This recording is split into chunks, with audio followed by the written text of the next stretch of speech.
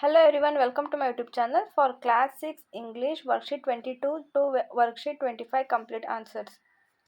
Activity 2, read the passage, underline the linkers and read them aloud thereafter. Linker in this sentence, next, however, also, meanwhile. These are the linkers in this passage. Activity 3, fill in the blanks with appropriate linkers given in the bracket. First question, I am tired because I didn't sleep well. She is poor but she is kind. Ramesh and Suresh are the best friends. He was happy so he smiled. He went to beach as it was sunny. Choose the correct linkers and write it in the space provided. First question. First, I visited the Taj Mahal. Next, I visited the Red Fort. Second question. I was very tired, so I couldn't get up early in the morning. Question number 3. First, go to the market. Next, buy some vegetables. Then, go to the park. Fourth one. I speak English. Also, I speak Spanish. Period 23. Creative writing. Topic. Share your views. Worksheet 23. Activity 1. Tina is sharing her routine. Read it and share your own routine with your friend. ನಿಮ್ಮ daily routine ಅಂದರೆ ನೀವು ಮಾರ್ನಿಂಗಿಂದ ನೈಟ್ವರೆಗೆ ನೀವು ಏನೆಲ್ಲ ಕೆಲಸಗಳನ್ನ ಮಾಡ್ತೀರಾ ಅದನ್ನು ನಿಮ್ಮ friends ಜೊತೆ ಶೇರ್ ಮಾಡಿ ಅಂತ ಆಕ್ಟಿವಿಟಿ 1ನಲ್ಲಿ ತಿಳಿಸಿದ್ದಾರೆ. Next is activity 2. Read the lines given below and complete the activity.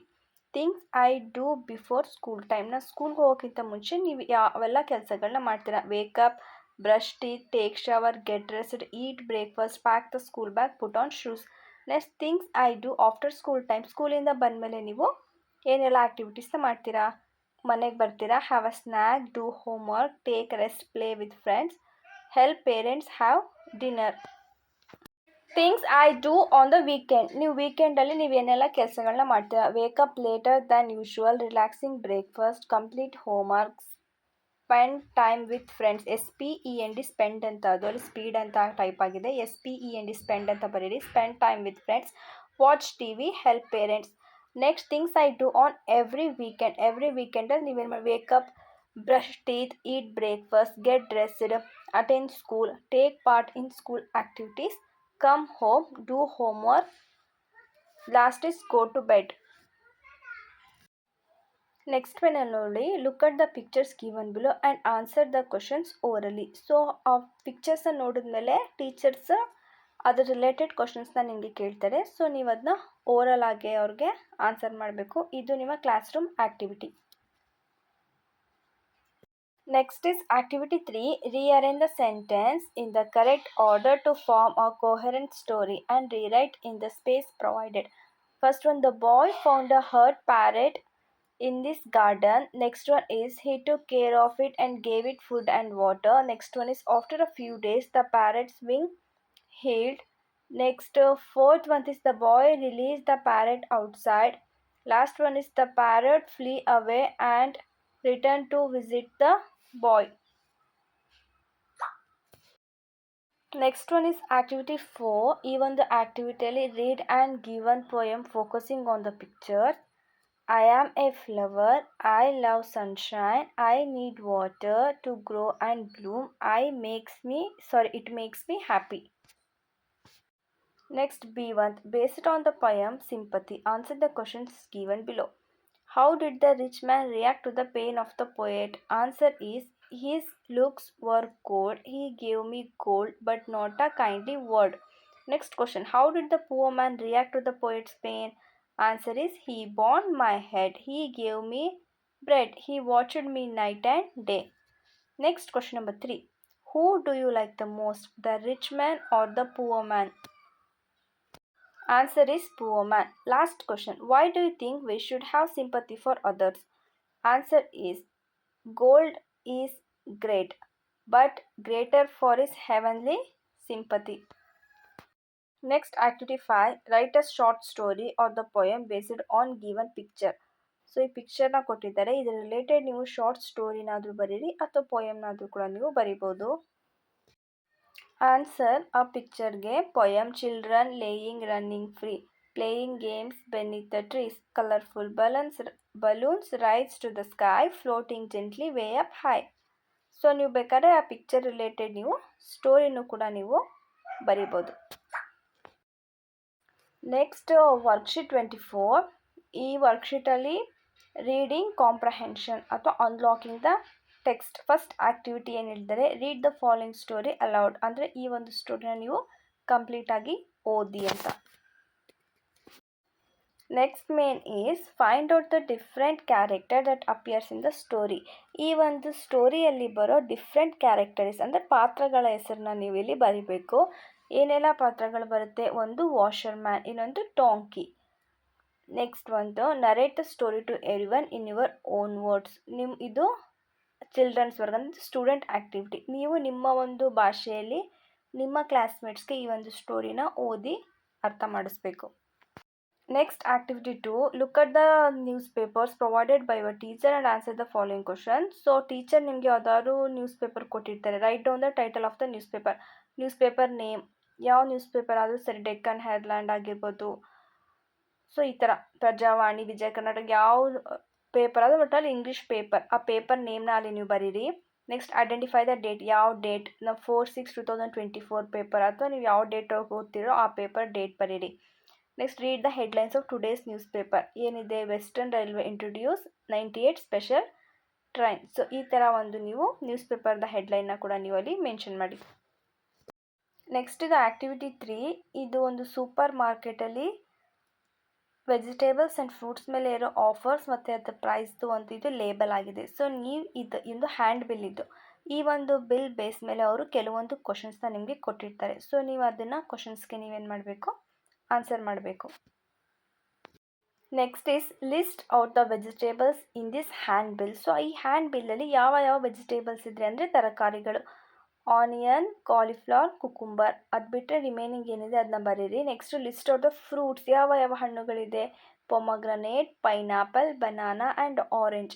So what is the name of the shop. ಈ ಶಾಪ್ ನೇಮ್ ಹೆಸರೇನು, ಸೂಪರ್ ಮಾರ್ಕೆಟ್. SUPER, ಅದು ಡಬಲ್ P ಅಲ್ಲ, ಸಿಂಗಲ್ P, ಸೂಪರ್ ಮಾರ್ಕೆಟ್.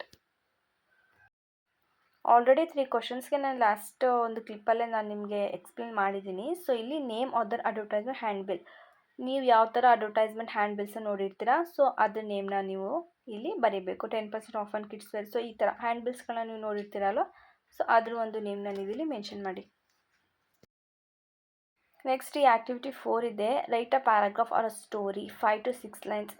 ಕೆಳಗಡೆ ಕ್ಲೂಸ್ನ ಕೊಟ್ಟಿದ್ದಾರೆ, ಅಂದರೆ brother, sister, poor farmer, smaller. So ಈ ಒಂದು ವರ್ಡ್ಸ್ನ ನಿಮ್ಮ ಒಂದು ಸ್ಟೋರಿಲಿ ಇನ್ಕ್ಲೂಡ್ ಮಾಡಿ ಒಂದು ಸ್ಟೋರಿನ ನೀವು ಬರೀಬೇಕು.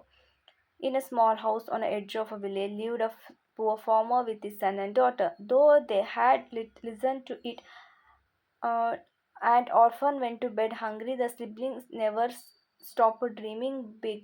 The brother and the sister worked hard, studying under the dim light of an old lamp.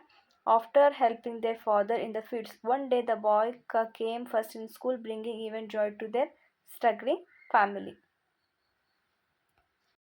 Next period 25 ಅಲ್ಲಿ ರೈಟಿಂಗ್ ಕಾಂಪೋಸಿಷನ್ಸ್ ಟಾಪಿಕ್ ಏನಿದೆ, ನರೇಟ್ ಇನ್ಸಿಡೆಂಟ್ಸ್ ಇದೆ. ಸೊ ಇದು ವರ್ಕ್ಶೀಟ್ 25 ಆಗಿದೆ. Activity 1, read the following text. So ಅದ್ರ related ಒಂದು story ಇದೆ. ಈ ಒಂದು ಸ್ಟೋರಿಯಲ್ಲಿ ನೆಕ್ಸ್ಟ್ ಕ್ವಶನ್ಸ್ಗೆ ಆನ್ಸರ್ ಮಾಡಬೇಕು. Write the whether true or false in the box given if the story is false or correct. True ಇದ್ದರೆ ಟ್ರೂ ಅಂತಲೇ ಬರೀರಿ. ಸೊ ಅಲ್ಲಿ ಅವ್ರು ಕೊಟ್ಟಿರೋ ಆನ್ಸರ್ ಏನಾದ್ರು ಕ್ವಶನ್ ರಾಂಗ್ ಆಗಿದ್ರೆ ಫಾಲ್ಸ್ ಅಂತ ಬರೆದು ಯಾಕೆ ಫಾಲ್ಸ್ ಅಂತ ನೀವು ಒಂದು ಸ್ಟೇಟ್ಮೆಂಟ್ನ ಕೊಡ್ಬೋದು. The man was drinking coffee while driving. No, ಆ ಮ್ಯಾನ್ ಕಾಫಿ ಕುಡಿತಾ ಇದ್ದ ಡ್ರೈವಿಂಗ್ ಮಾಡಬೇಕಾದ್ರೆ, ಇಲ್ಲ. The man was speaking on his cell. So ಅವನೇನು ಮಾಡ್ತಾನೆ, ಫೋನಲ್ಲಿ ಮಾತಾಡ್ತಿರ್ತಾನೆ. The boy's bicycle was broken. So ನಿಜ. ಸೊ ಇದು ಟ್ರೂ ಅಂತಲೇ ಮೆನ್ಷನ್ ಮಾಡಿ. Next choose the correct statement. Have you witness this type of accident. ನೀವು ಈ ಥರ ಆಕ್ಸಿಡೆಂಟ್ನ ನೋಡಿದರೆ ಎಸ್ ಅಂತ ಬರೀರಿ, ನೋಡಿಲ್ಲ ಅಂತಂದರೆ ನೀವು ನೋ ಅಂತ ಬರೀರಿ. ನೆಕ್ಸ್ಟ್ ಆ್ಯಕ್ಟಿವಿಟಿ 2 ಇದೆ. Observe the incident and arrange the jumbled words in a meaningful sentence. So ಇನ್ಸಿಡೆಂಟ್ನ ನೋಡಿ, ನಾವಿಲ್ಲಿ 2 ಇನ್ಸಿಡೆಂಟ್ನ ಕೊಟ್ಟಿದ್ದಾರೆ. ಸೊ ವರ್ಡ್ಸ್ ಎಲ್ಲ ಏನಾಗಿದೆ ಅಲ್ಲಿ ಜಂಬಲ್ಡ್ ಆಗಿದೆ. ಸೊ ನೀವು ಅದನ್ನ ಕರೆಕ್ಟ್ ಸೆಂಟೆನ್ಸ್ ಆಗಿ ಬರೀಬೇಕು. Fighting they are, this is a wrong sentence. So ನಾವೇನಂತ ಇದನ್ನ ಕರೆಕ್ಟ್ ಮಾಡಬೇಕು, they are fighting. Like this second question ಕೂಡ, Reena into fell the river.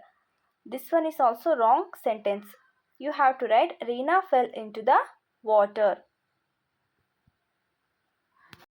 Next activity 1, match the synonyms. One is done for you. Example ನೋಡಿ, big, large. So ಸಮಾನಾರ್ಥಕ ಪದಗಳಂತಾರೆ synonyms ಅಂದರೆ. Similar meaning. For example ನೆಕ್ಸ್ಟಲ್ಲಿ 1 to 4 questions ಇದೆ. Fast ಅಂದರೆ ಅದನ್ನ quick ಅಂತಲೂ ಕರೀತಾರೆ. ವೀಪ್ ಅಂದರೆ ಲಾಸ್ಟ್ ಒಂದು ಆಪ್ಷನ್ 2 ಅಂತಿದೆ ನೋಡಿ, ಅದನ್ನು ಬರೀರಿ. Next ಬ್ಯೂಟಿಫುಲ್ಗೆ pretty. ಕ್ಲೋಸ್ ಅಂತಲೂ ಹೇಳ್ತಾರೆ, ಅಥವಾ ಶಟ್ ದ ಡೋರ್ ಅಥವಾ ಕ್ಲೋಸ್ ದ ಡೋರ್ ಅಂತ ಕೂಡ ಹೇಳ್ತಾರೆ. ನೆಕ್ಸ್ಟ್ ಮೇನಲ್ಲಿ antonyms, opposite words. Fast, slow, long, short, hot, cold, front, back. Full, empty, day, night, happy, sad. ಇಷ್ಟ ಆ್ಯಂಟನಿಮ್ಸ್ಗೆ ಆನ್ಸರ್ಸ್.